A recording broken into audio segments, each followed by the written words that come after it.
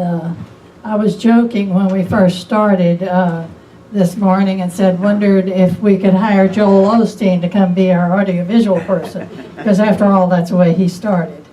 But yes, it is. And he studied at the University of Houston in audiovisuals and went to work for his dad, filming his services. So if anyone would like to become a future Joel Osteen and start out with the audiovisuals, you're more than welcome to join us. But thank you again for being here this morning.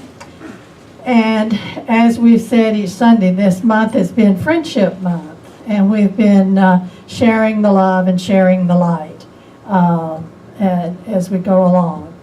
And today we're going to start talk about utilizing your invisible power. Now remember a moment ago when we said the Declaration of Principle, we said that we believed that there was a creative intelligence operating throughout the universe and that we could use it. And so we're going to talk about that power or that force. And so I'd like to start it off with, may the force be with you. Okay? That's the power that's within you, the force that it will be with you.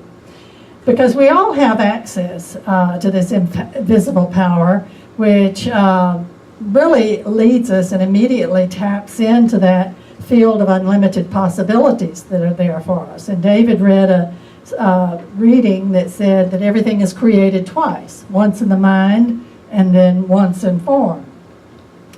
And we've already introduced you to this power this month, and which taps into that field of possibilities.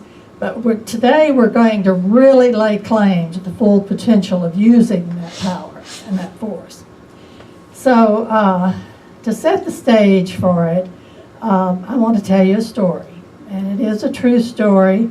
And then I want to offer you some thoughts so that you can make some comments or some comments that have been made about this story before. But the setting is in the mid-1400s in Italy. And there were, sculptors were commissioned to create a series of 12 large biblical figures for a cathedral in Florence, Italy. And it took over 60 years to get the first two of the statues completed. And in 1464, the artist Agostino de Duccio was commissioned to sculpt the third.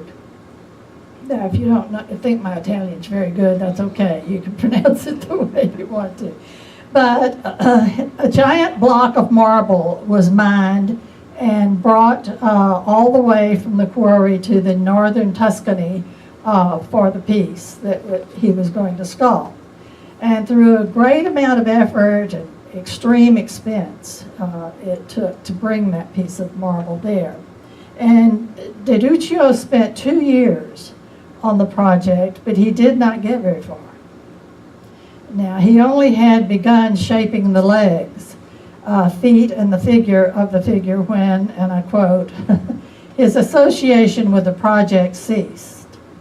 Now, in the words of the Wikipedia, where I picked up this story, I'd say that he was fired because he wasn't making the progress that he needed to make.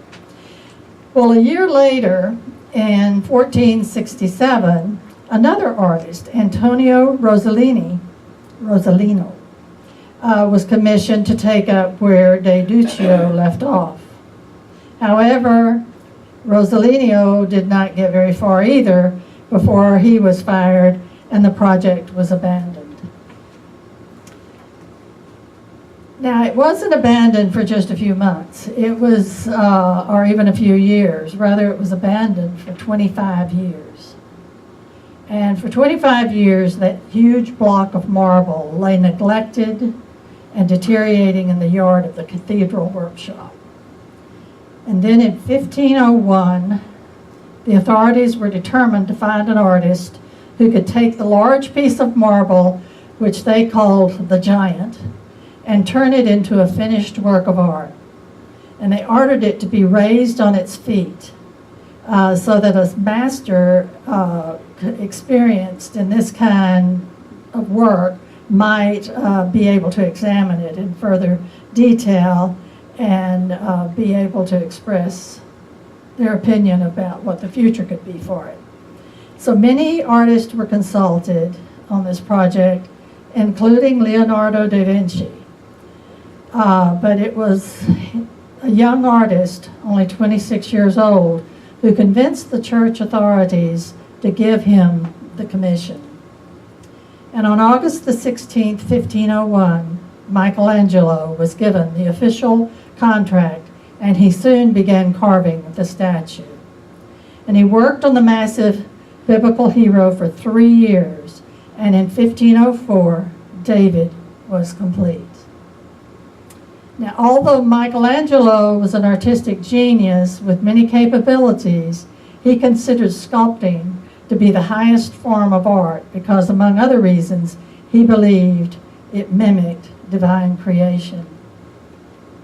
Now, meaning he worked under the premise that David was already in the block of marble, of stone, just waiting to be seen and revealed. And his job was simply to chisel away that which was not David. And about that block of stone, Michelangelo said, "I saw the angel in the marble and carved until I set him free."